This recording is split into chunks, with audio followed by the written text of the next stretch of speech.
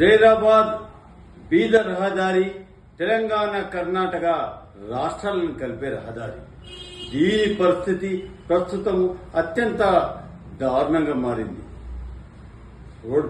Road మొత్తం ఏంటంటే గుంతలమయం తయారై రహదారులకు ఏంటంటే చాలా ఇబ్బందికరంగా మారడం జరిగింది.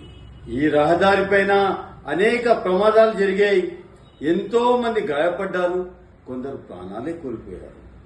ఈ పరిస్థితికి కారణం ఎవరు? దీనికి బాధ్యత ఎవరు వహిస్తారు?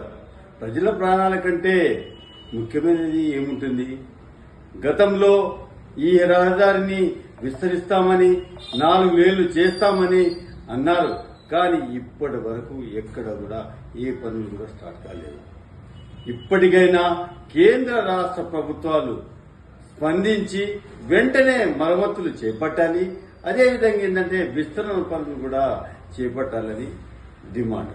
అదేవిధంగా ప్రజల ప్రాణాల కాపాడటము ప్రభుత్వాన్ని యొక్క మొదట కర్తవ్యం. ఇకనైనా అధికారులు, ప్రజాప్రతినిధులు స్పందించి తక్షణమే చర్యలు చేపట్టాలని డిమాండ్ చేస్తున్నారు.